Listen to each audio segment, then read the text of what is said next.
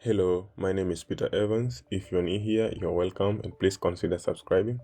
So today, I'm thrilled to introduce 4 new models in our poultry management app. The ones that you're seeing on your screen: the flock movement, the flock inspection, flock inventory, and flock inventory history. So, first on this list is the flock movement model. This model will allow us to track the movement of flocks between different housing structures.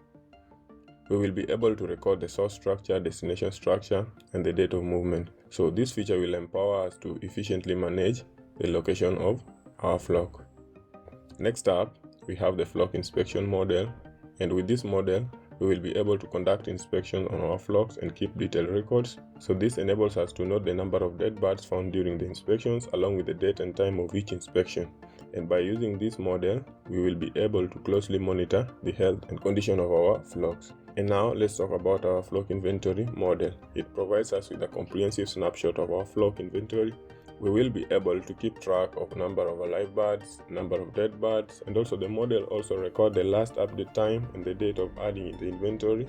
This feature assists in maintaining an accurate record of our flock inventory. And last but not least, we have the flock inventory history model, working hand in hand with the flock inventory model. So this maintains an historical record of our flock's inventory at different points in time, and it will capture the date, the number of birds, and the mortality rate at each specific time. This model empowers us to analyze the trends, track changes, and also make data-driven decisions about our flock management. And that's it. Let's explore these exciting additions.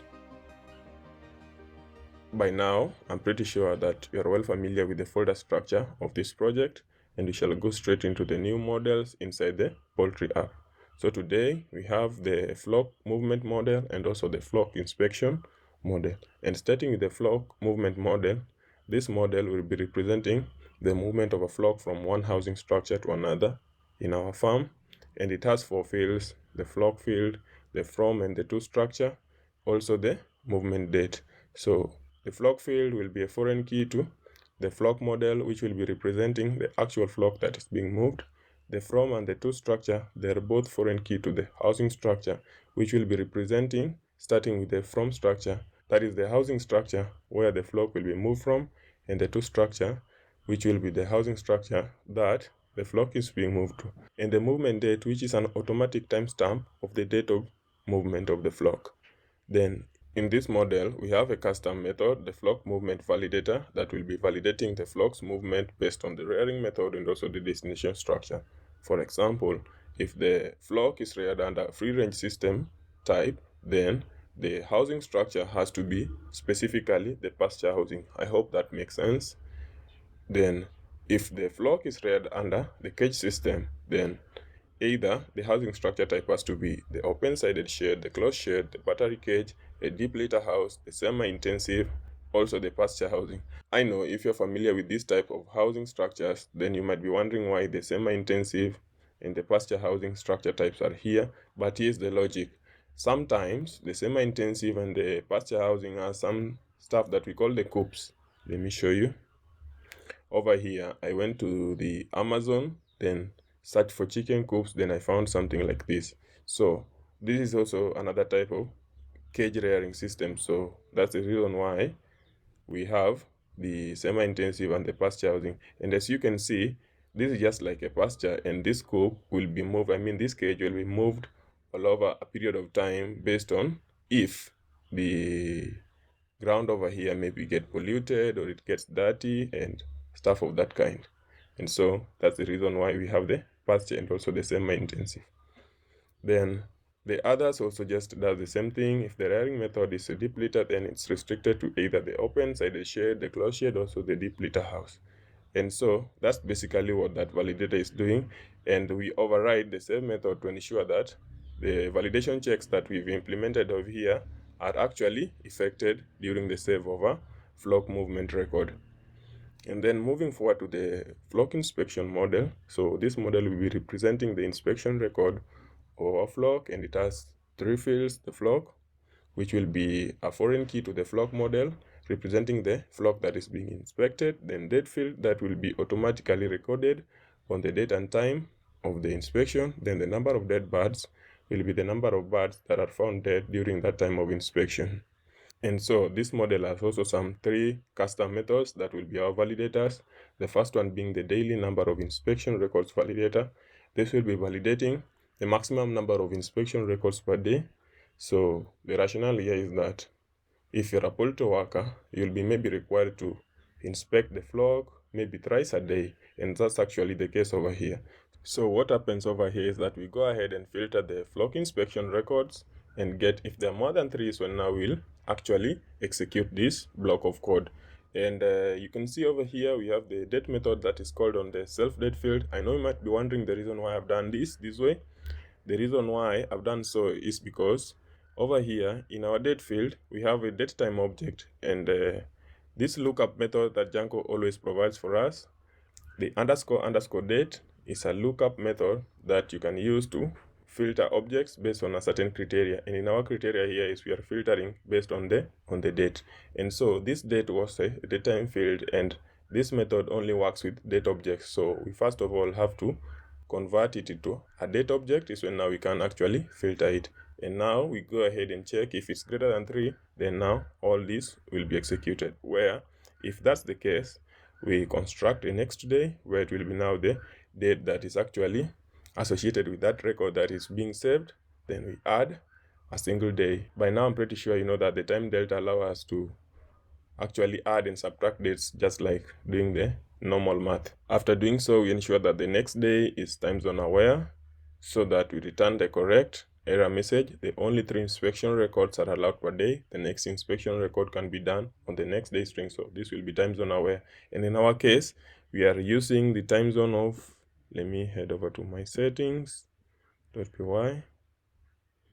Over here, my time zone is Africa, Nairobi, so Django knows what it will do, and by default, that will be now the time zone that will be used over here so as to return the correct next day date.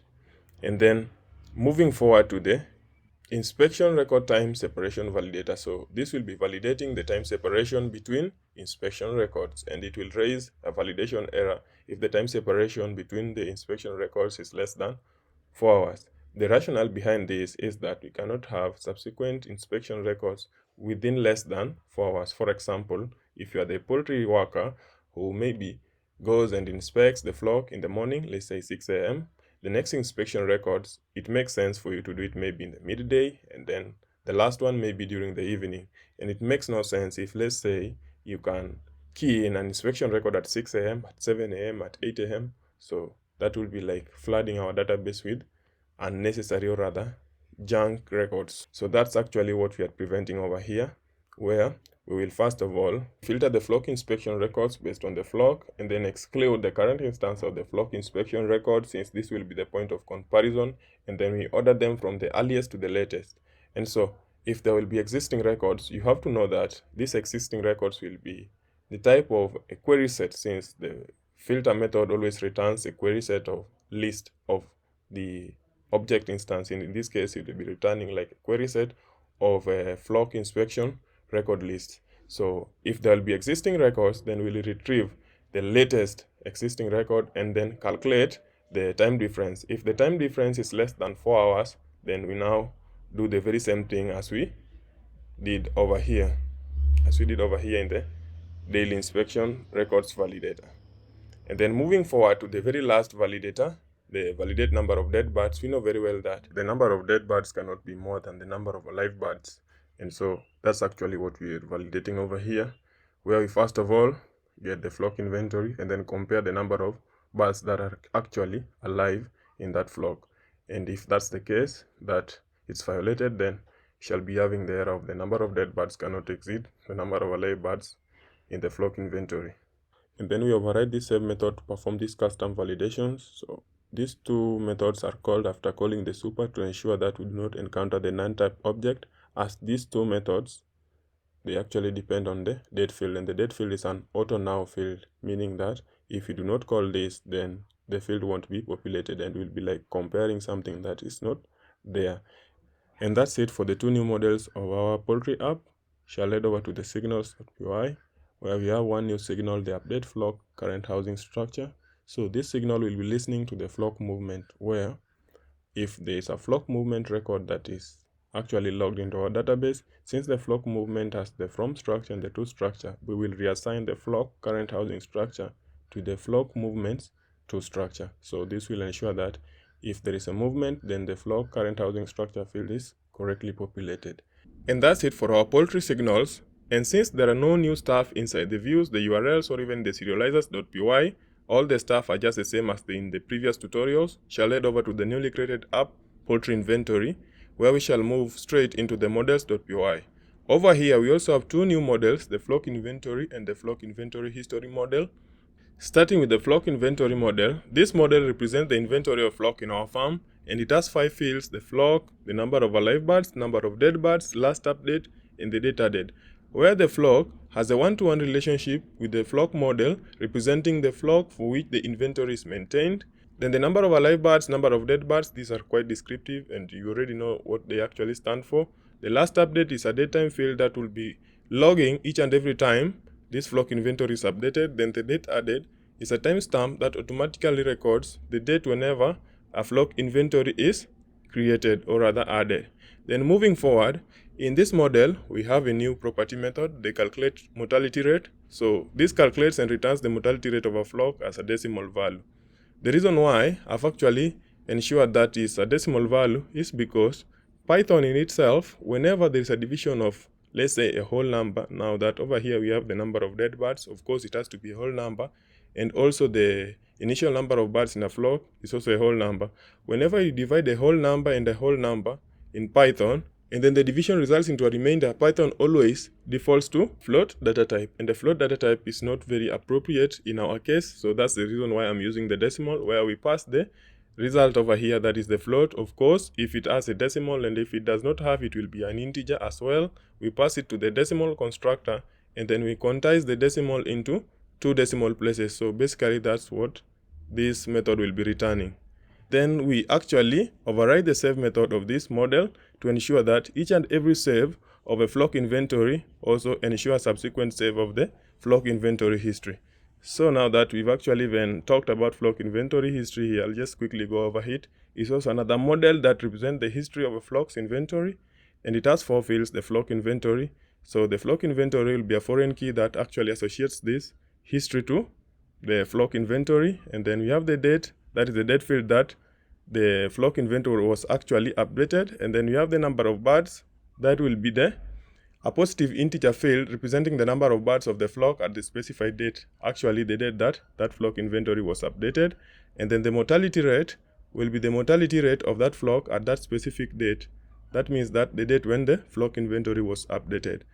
And just like in the poultry app, the views over here, you can see they're just similar. And there's nothing new over here in this view set, since all that is here, specifying the query set and the serializer class, is just the same as in the previous tutorials, be it in the dairy inventory, and also in the poultry. Similar to what is actually in the serializers. But I'll quickly go through the signals.py. We have 2 new signals, one being the create flock inventory. That is a post-save signal that will be listening to the save of a flock. So the save of a flock will be listening to the Boolean flag of the created, which means that if the flock is created for the first time, meaning that is true, then we shall create an associated flock inventory object where the flock field will be populated with the instance of the flock. Of course, this signal will be working with the flock, so meaning that the instance that is here is the flock instance. And then the number of alive birds, being that this is the very first time this flock will be created, will be instantiated to be the same as the initial number of birds in that flock. And this signal, update flock inventory, will be listening to the flock inspection record save. So what happens over here is that whenever we save a new flock inspection record with, let's say, there is some number of birds that are dead, all we shall do is that we shall go to the flock inventory, then retrieve the number of alive birds, and actually subtract the instance. Of course, this instance is the flock inspection instance, number of dead birds. So it will be the flock inventory subtracted with the number of dead birds. And then as well, we add the number of dead birds in our flock inventory. We add the number of dead birds count in our flock inventory. And then finally, save the flock inventory. And that's it for the signals. So I'll quickly go ahead and maybe go through one test models over here. And then I'll show you a single test, let's talk about this flock inspection record test case. And this test case actually works on the flock inspection record model and actually verifies the creation and the validation of the flock inspection records. So I'm pretty sure that by now you know whatever the setup method does, but if you still don't know what this method does, is that this method always runs before any other method that is actually defined in a test case. So in this case, it's actually the method where we always avail all the stuff that we'll be using in our test case. And in this case, we are setting up the flock source, and also the housing structure. So what we do here is that we shall be testing a valid flock inspection record creation, where we can try saving a new flock inspection record, because the number of dead birds is a field that actually sometimes can be 0. And let me take you through where it is. Over here in our flock inspection record, we add the number of dead birds. It's a positive integer field that defaults to 0 at times, because it necessarily doesn't mean that if you do a flock inspection record, you have to get a dead bird. So it's not mandatory for you to fill in the field. So that's the reason why we can create a flock inspection record with only instantiating this field, the self.flock. And if it actually passes, then we are sure that our model works very well. And now we want to test the model validators over here. These 3 new model validators: the daily number of inspection records validator, the inspection record time separation validator, and also the validate number of dead birds. So firstly, we want to ensure that if the number of dead birds that is specified in the flock inspection record exceeds the number of birds in the flock, then we raise an error. So if this test passes, then actually we are sure that that validator actually works correctly. So I'll go ahead and then run the test. Yeah, everything is okay. And then now we also test another new validator, where I'll just comment out over this and then test the one that is responsible for the time separation, the 4 hours time separation. Of course, if we create a flock inspection record right now, and then we also create another one in a quick succession, it has to throw some error. So let us check if the error is thrown. Yeah, you can see over here, we have a minimum of 4 hours separation is required between inspection records. The next inspection record can be done at 3:16 p.m. So my time right now, I'm recording this today on the Tuesday 13th June, and it's actually 11:16 a.m. So if you add 4 hours to that, that will be the 3:16 p.m. And then finally, I'll test the one that restricts that we only have 3 records per day. And in order to do so, since even if we allow 4 records to be created, let me show you over here. Okay. Let me show you over here. Then you can see over here that the one that actually verifies that this minimum of 4 hours separation will be executed first.